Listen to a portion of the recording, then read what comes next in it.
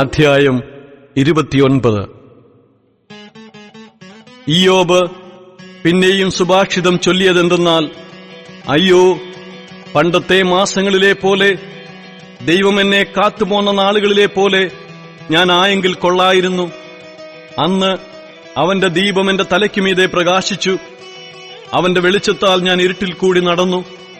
എന്റെ കൂടാരത്തിന് ദൈവത്തിന്റെ സഖ്യതയുണ്ടായിരിക്കുകയും സർവശക്തൻ എന്നോടുകൂടെ വസിക്കുകയും എന്റെ മക്കൾ എന്റെ ചുറ്റുമിരിക്കുകയും ചെയ്ത എന്റെ ശുഭകാലത്തിലെ പോലെ ഞാൻ ആയെങ്കിൽ കൊള്ളായിരുന്നു.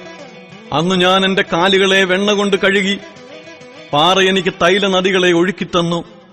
ഞാൻ പുറപ്പെട്ട് പട്ടണത്തിലേക്ക് പടിവാതിൽക്കൽ ചെന്നു. വിശാല സ്ഥലത്ത് എന്റെ ഇരിപ്പിടം വയ്ക്കുമ്പോൾ യൗവനക്കാർ എന്നെ കണ്ടിട്ടൊളിക്കും. വൃദ്ധന്മാർ എഴുന്നേറ്റ് നിൽക്കും. പ്രഭുക്കന്മാർ സംസാരം നിർത്തി കൈകൊണ്ട് വായ്പൊത്തും. ശ്രേഷ്ഠന്മാരുടെ ശബ്ദമടങ്ങും. അവരുടെ നാവണ്ണാക്കോട് പറ്റും. എന്റെ വാക്കുകേട്ട ചെവി എന്നെ വാഴ്ത്തും. എന്നെ കണ്ട കണ്ണ് എനിക്ക് സാക്ഷ്യം നൽകും. നിലവിളിച്ച് എളിയവനെയും അനാഥനെയും തുണയറ്റവനെയും ഞാൻ വിടുവിച്ചു. നശിക്കുമാറായവന്റെ അനുഗ്രഹം എന്റെ മേൽ വന്നു. വിധവയുടെ ഹൃദയത്തെ ഞാൻ സന്തോഷം കൊണ്ട് ആർക്കുമാറാക്കി. ഞാൻ നീതിയെ ധരിച്ചു, അതെന്റെ ഉടുപ്പായിരുന്നു. എന്റെ ന്യായമുത്തരീയവും തലപ്പാവും പോലെയായിരുന്നു.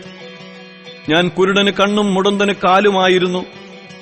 ദരിദ്രന്മാർക്ക് ഞാൻ അപ്പനായിരുന്നു. ഞാൻ അറിയാത്തവന്റെ വ്യവഹാരം പരിശോധിച്ചു. നീതികെട്ടവന്റെ അണപ്പല്ല് ഞാൻ തകർത്തു.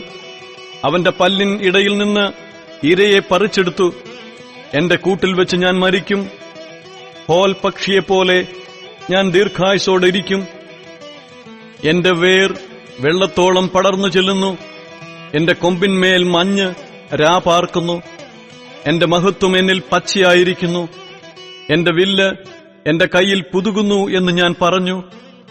മനുഷ്യർ കാത്തിരുന്ന് എന്റെ വാക്ക് കേൾക്കും. എന്റെ ആലോചന കേൾപ്പാൻ മിണ്ടാതിരിക്കും. ഞാൻ സംസാരിച്ച ശേഷം അവർ മിണ്ടുകയില്ല. എന്റെ മൊഴി അവരുടെ മേൽ ഇറ്റിറ്റു വീഴും. മഴയ്ക്കെന്ന പോലെ അവർ എനിക്കായി കാത്തിരിക്കും. പിന്മഴയ്ക്കെന്ന പോലെ അവർ വായ് പിളർക്കും. അവർ നിരാശപ്പെട്ടിരിക്കുമ്പോൾ ഞാൻ അവരെ നോക്കി പുഞ്ചിരിയിടും.